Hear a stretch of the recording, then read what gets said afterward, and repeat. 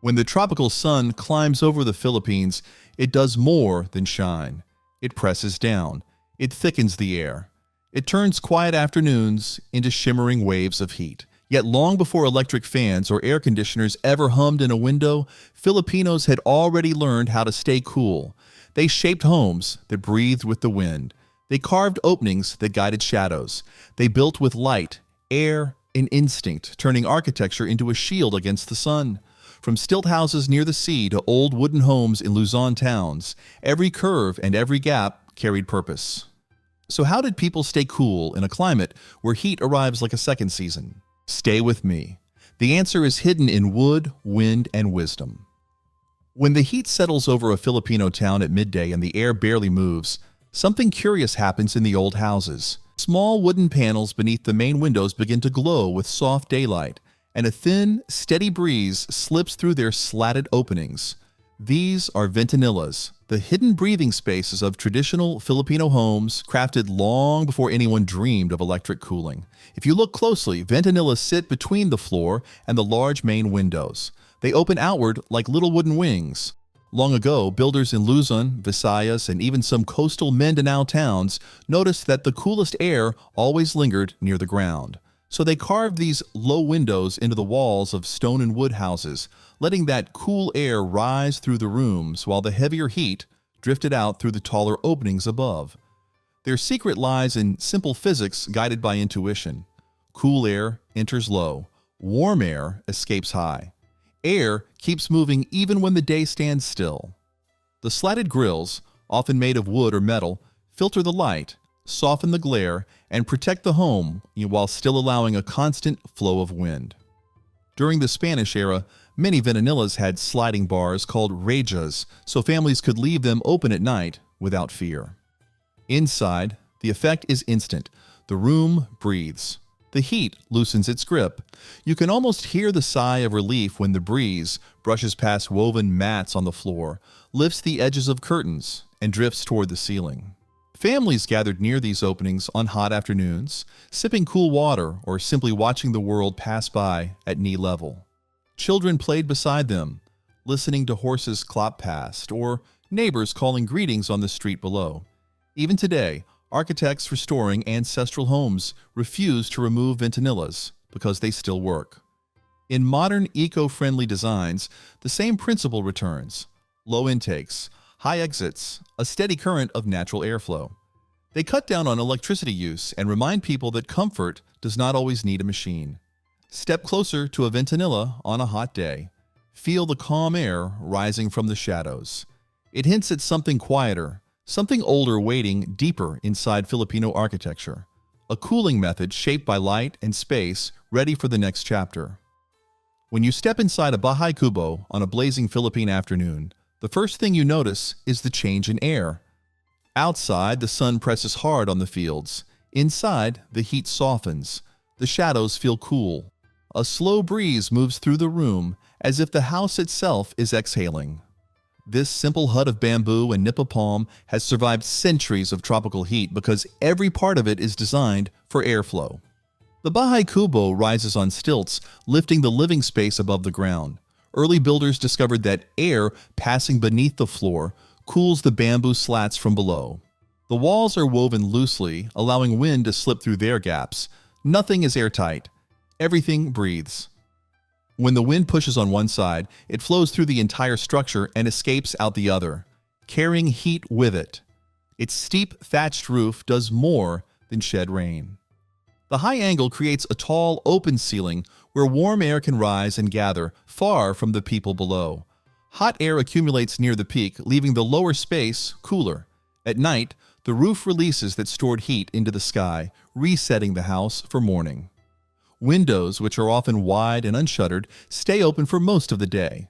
They sit on every side of the house, catching breezes from any direction. The bamboo floor, split into thin strips, helps too. Small gaps between the slats let cool air rise from underneath, almost like a natural air vent. Life inside a Bahay kubo follows the rhythm of this airflow. Families rest near open windows. Meals are cooked in detached kitchens, so smoke and heat never gather inside. Every movement of the house, Every creak of bamboo echoes the balance between wind, shade, and light. Even today, eco-architects study the Bahay kubo for clues on passive cooling.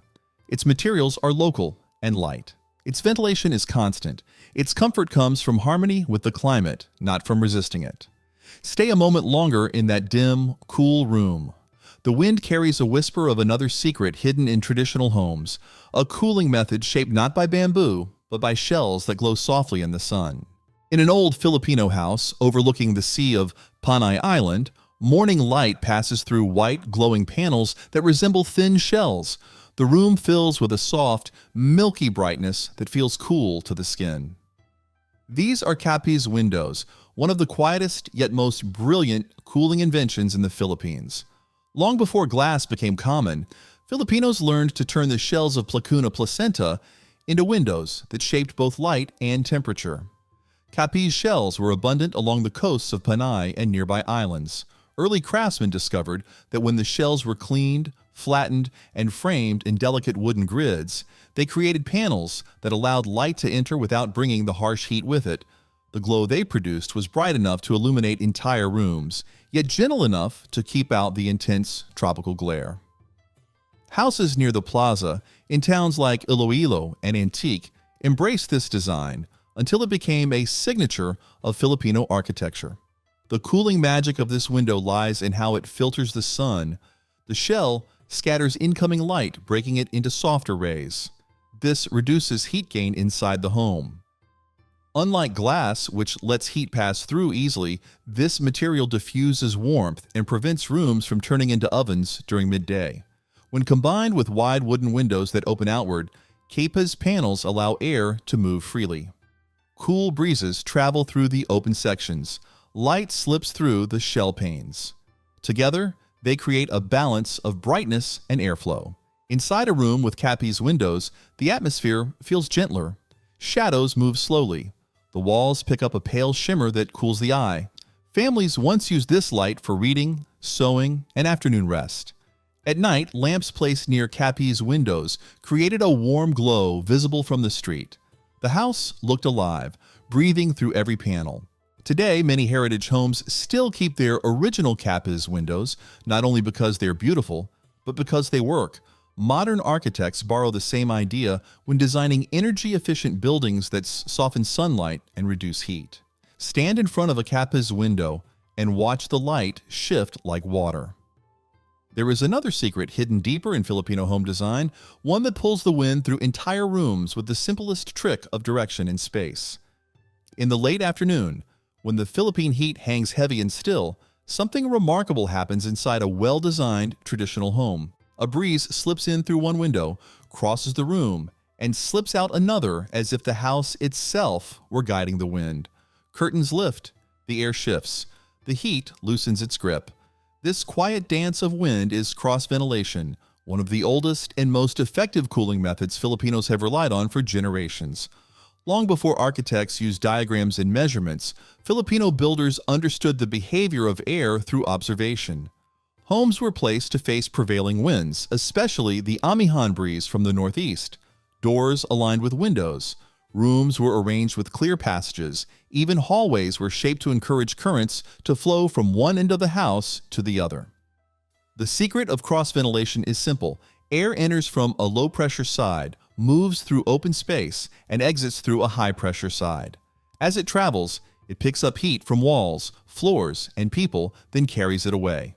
This constant movement creates a natural cooling effect strong enough to make entire rooms feel breathable even in the hottest hours. In the classic Bahay na bato, massive sliding windows opened wide on two or more sides. Ventanillas beneath them pulled in cooler air from the lower part of the house. The combination allowed warm air to escape upward and outward. Nothing trapped the heat, nothing blocked the wind. Homes stayed bright, airy, and surprisingly cool. Everyday life revolved around this invisible pathway. Families placed chairs near cross-breeze corridors. Children napped in the draft's gentle flow. Even cooking areas were often positioned to one side so smoke could be swept out quickly, carried away by the moving air. The design was effortless because it trusted nature rather than fighting it. Even today, Filipino architects lean heavily on cross-ventilation when building sustainable homes. Wide openings, aligned windows, open floor plans, and raised structures that all echo the wisdom of the past. In many modern eco-houses, cross-ventilation reduces the need for electric fans and air conditioning, proving that old solutions still stand strong. Pause for a moment and feel that breeze passing through. It hints at another cooling trick Filipinos mastered, one shaped from shadows and shelter, waiting just beyond the roofline. Morning settles slowly over the old houses of Vigan, and the first thing you notice is the shade gathered beneath their long rooflines. The streets may heat up as the sun rises, but the homes seem to hold a softer light. This steady comfort comes from one feature that appears simple, yet shapes the way air moves around a house. These are the wide eaves, the broad extensions of the roof that Filipinos have relied on for generations. In towns across Luzon like Bulacan and Batangas, carpenters learned early how to read the rhythm of the sun. They understood how quickly a wall heated when exposed for too many hours, especially in the long dry season. To protect the home, they expanded the roof so that its shadow reached far down the exterior walls. This single adjustment changed the temperature inside. The rooms warmed more slowly, and the materials lasted longer because sunlight no longer beat directly into them. Families living in Bahay kubo structures saw the difference immediately. Bamboo stayed cooler. Sawali panels kept their shape because they remained dry through sudden rains. Even the ground around the house felt cooler under the shaded perimeter. Children often played there during the hottest part of the day, and elders sat in the same space to weave mats or prepare vegetables. The shade became part of daily life. As Spanish-era towns developed, this practice blended into larger homes. In heritage houses of Iloilo and Cavite, wide eaves frame elegant facades. These rooflines were not decoration. They formed protective rings around the upper floors, allowing Capiz windows and ventanillas to stay open without letting sunlight flood the rooms. Cooler air drifted in from shaded exterior walls, moving gently from one window to another. Even now, in cities like Cebu, Davao, and Cagayan de Oro, architects return to this principle. Wide eaves remain effective because they reduce heat gain before it reaches the interior. They save energy by offering natural shade and create outdoor spaces where airflow stays smooth and calming. When you stand under a wide eave, the light softens and the heat pulls back, almost as if the house itself is taking a breath. Another cooling method waits beyond this one, shaped by choices made long before the first wall is built. In the sunlit towns of Ilocos and the sandy coasts of Antique, many old homes seem to glow at midday. Their walls shimmer in pale tones, catching the brightness without letting it bite. At first glance, it looks like an aesthetic choice, but the reason is older and far more practical. Early builders learned that the color of a house could shape the temperature inside, and they used that knowledge to keep families cool long before electricity was common. Much of this began with limestone and coral blocks in North Luzon and the Visayas. When cut and shaped, these materials were naturally light in color. They reflected sunlight instead of absorbing it, which slowed the buildup of heat during long tropical afternoons. Even simple lime wash applied with brushes made from bundled grass created a pale surface that bounced light away. It was affordable, easy to maintain, and effective in places where the days could feel endless and warm. The same idea guided the use of pale clay plasters, bleached bamboo, and light-woven panels. Builders in Bohol and Negros often preferred soft beige or near-white exterior finishes because they stayed cool to the touch, even when the sun was fierce overhead. Light colors reduced thermal stress on walls and roofs, which helped interiors remain steady and calm throughout the day. This allowed residents to rely less on deep shade or constant breezes because the walls themselves resisted heat. Many households paired pale walls with high ceilings or generous openings, giving the entire structure the chance to work with the climate instead of fighting it. A light exterior acted as the first shield, turning away solar heat before it even reached the interior. Homes that used this method needed fewer adjustments during peak dry seasons, and people could rest comfortably indoors without depending on electric fans or cooling devices. Today, architects in Manila, Cebu, and Davao still use this principle in modern tropical homes. Bright facades, cool-colored roofs, and reflective exterior coatings remain practical choices in a country where sun exposure is intense throughout the year. The science behind it is simple, and its value has never faded. A pale wall can shift the entire mood of a home. And now that the outside has offered its lesson in cooling, the next method invites us inside, where height and open space help the air rise and drift with remarkable ease. Walk into an old ancestral house in Bacolod, and the first thing you notice is the space above you. The ceiling stretches higher than you expect, lifting the air with it. Even on a hot afternoon, the room feels calmer than the world outside. The design is simple, but the effect is immediate. Heat rises, and in these homes, it rises far out of reach. Builders across the Philippines learned this through observation. In humid lowlands and dry plains alike, they saw how tightly sealed, low-roofed rooms trapped warmth. So they began raising ceilings, sometimes 3 meters high or more. This shift transformed the way homes felt inside. Warm air drifted upward and stayed there, while the cooler air below moved more freely around the people working or resting in the room. You could sit in the living area of a house in Laoag or Cebu City and feel the difference even without a single breeze. The height also allowed homes to connect with other cooling features. Large windows, ventanillas, and Capiz panels encouraged current to flow along the lower part of the room. As fresh air entered, the warmer air above found its way out through gaps near the roof or along wooden joints. Nothing forced the air. It simply followed the shape of the house. The ceiling acted like a buffer, holding the warmest air away from daily life. High ceilings influenced the way households arranged their activities. Families often gathered in open salas where the air moved best. Meals were served in wide dining spaces that stayed comfortable even during peak heat. Storage cabinets hugged the walls where airflow was cooler. The design supported daily routines without needing adjustments or special equipment. Many builders chose light-colored wood or woven panels to emphasize the sense of openness. These materials helped soften the temperature and reduce the feeling of heaviness indoors. Even today, architects in cities like Davao and Iloilo borrow this principle to ease the burden on cooling systems and create interiors that feel airy rather than confined. A high ceiling may seem like a simple detail, but in Filipino homes, it quietly shaped the experience of comfort. And while height offered relief inside, the next method waits just above it, where hidden vents work with the sky to keep entire roofs from trapping heat. Far above the living spaces of old Filipino homes, tucked beneath clay tiles or wooden shingles, a quiet system kept the heat from settling in. Roof and gable vents, common in houses from Ilocos to Antique, were small enough to overlook yet powerful enough to change the temperature of an entire structure. Step into a heritage home in Vigan or a countryside house in Bohol, and you can feel the effect before you ever look up. Early builders noticed how quickly a roof heated under the tropical sun. Once the attic or ceiling cavity filled with hot air, the rooms below grew uncomfortable, even with wide windows open.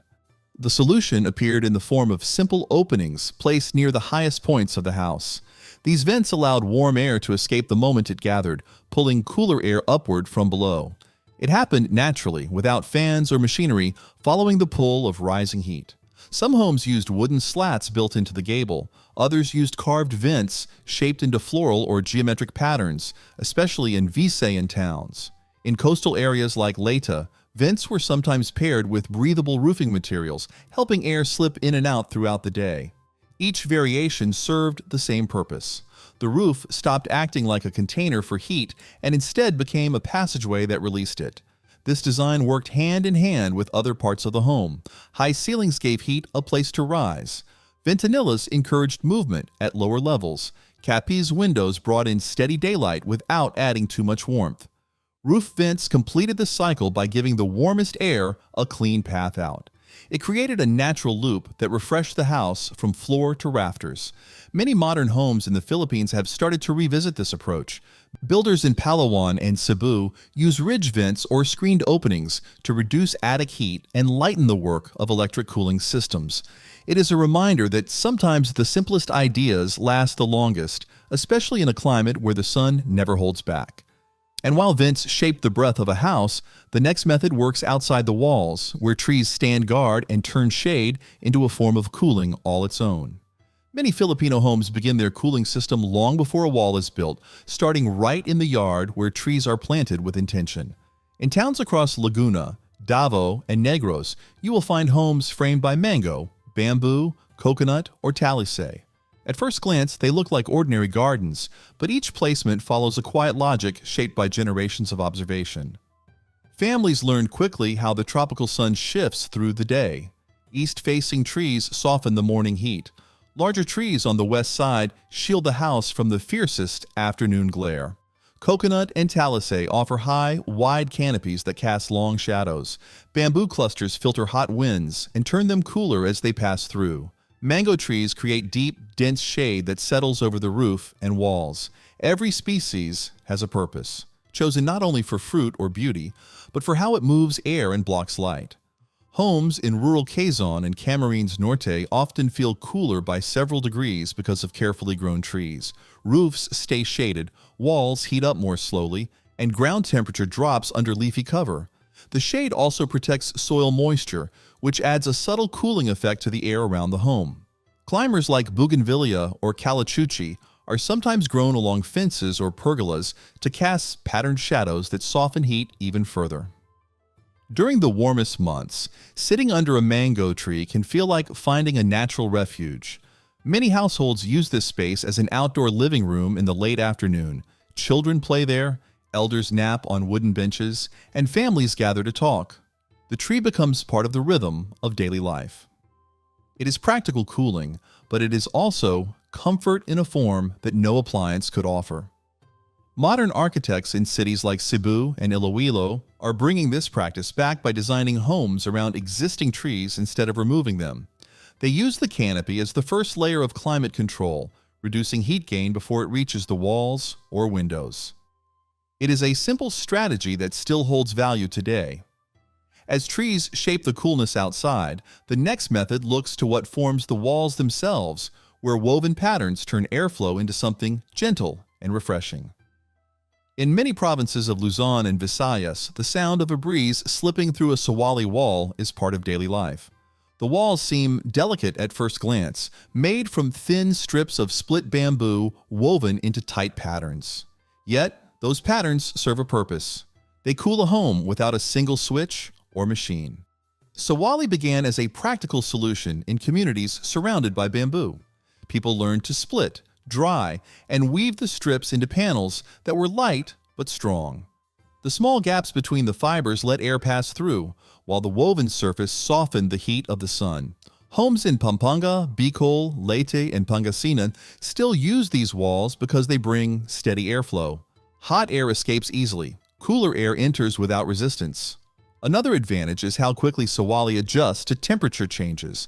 Concrete stores heat for hours, but sawali releases warmth almost as soon as the air cools. During humid afternoons, a sawali room feels less stuffy because the material does not trap moisture. Its texture also diffuses sunlight, creating a soft glow instead of harsh brightness. In many Bahay kubo and traditional rural homes, sawali walls work together with raised floors, open windows, and wide eaves. Each part supports the others, creating a cooling system shaped by environment and experience. The result is a home that feels breathable, a home that listens to the wind. Many modern eco-builders in Palawan and Mindanao now combine sawali with sturdier frames. They keep the woven panels for ventilation, while adding structure that lasts through storms. It shows that old ideas can adapt and still remain effective. Sawali carries cultural memory. It reminds Filipinos of homes where air flowed freely and where comfort came from materials shaped by local hands. Families return to this design because it feels natural, familiar, and gentle. The story of cooling ends here for now, but another story waits on the table. The next video explores a different kind of survival, where long-lasting foods protect families through storms, droughts, and uncertain seasons. Step with me into 20 foods, the Filipino stockpile that never expire.